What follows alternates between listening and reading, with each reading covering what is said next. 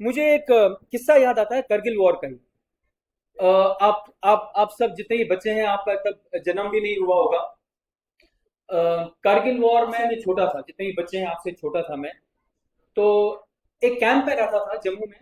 काफी कैंप से वहां पर, मेरे कैंप का नाम कुरकू कैंप था, जो कि अखनूर, जो कि बॉर्डर है। अखनूर से जस्ट 10 किलोमीटर दूर था। हालांकि हमारे कैंप से कारगिल बहुत दूर है, लेकिन कारगिल वॉर के समय सारे बॉर्डर्स एक्टिवेटेड हो चुके थे। हमारे सामने एक नाला था, बिल्कुल नाला, वो एक ड्राई नाला था। जब कभी बारिश होती थी तो उसमें पानी आता था, अदरवाइज 10 मंथ्स तक वो ड्राई रहता था।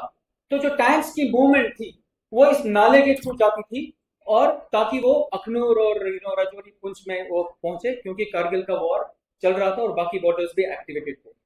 हमारे कैंप के सामने ये जो जितने भी टैंक्स आती थी, काफी दिनों से ये चल रही होती थी, तो वो वहां पर रुकती थी।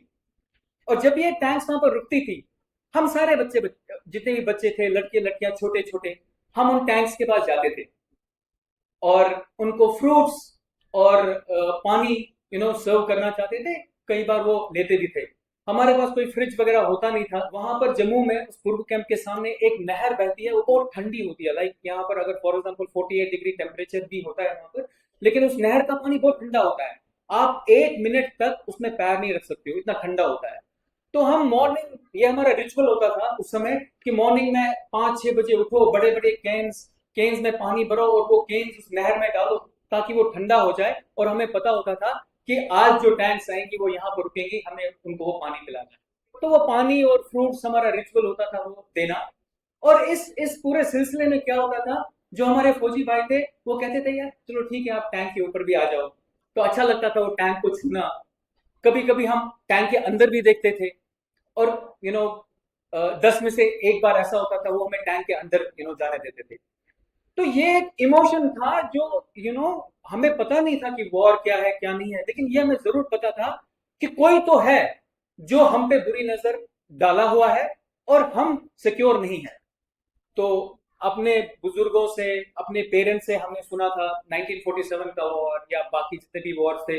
हम तो बिकॉज कैंप में रह ही इसलिए रहे थे बिकॉज ऑफ टेररिज्म, तो रूबरू हो चुका था कि टेररिज्म क्या होता है।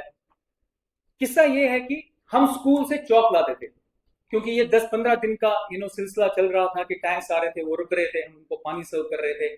तो हम स्कूल से अपना चौक लाते थे, और उस चौक से टैंक पे अपना नाम लिखते थे। जो वो एक बैरल होता है ना, जिसपे वो जो जहां से वो बॉम्ब या जो गोले निकलते हैं, उसके ऊपर हम नाम लिखते थे। तो मैं लिखता था राहुल, और फिर रिक्वेस्ट करते थे अपने जवानों से, अंकल अंकल प्लीज इस नाम को मत मिटा दो। नहीं, हमें लगेगा कि जब ये गोला इससे निकलेगा, ये मेरे नाम का गोला है, ये राहुल के नाम का गोला है। तो हम भी करगिल वॉर में शामिल थे, चाहे उस चौक की वजह से। कोका कोला और पेप्सी के जो ढक्कन होते थे, वो ढक्कन उठा के उसमें थोड़ा सा होल करके एक हुक बनाते थे, और फिर एक दूसरे को परमीर चक्र देते थे। जो जितने नाम चौक से लिखता था उसको उतना बड़ा मेडल या वो जो होता था। ये इमोशन है, ये एक मंत्र है। ये मेडल ऑफ ऑनर हमारे लिए वही था। और हम भी मेंटली उस करगिल वॉर में अगर देखा जाए तो हम लड़े हैं। तो मुझे लगता है कि आप जितने भी बच्चे हैं, आप जब थोड़े बड़े हो जाएंगे, आप किसी भी प्रोफेशन में जाएंगे, आप इंडियन आर्मी में जाएं या किसी और प्रोफेशन में जाएं, अपने अपने हिसाब से आप अपना योगदान देंगे।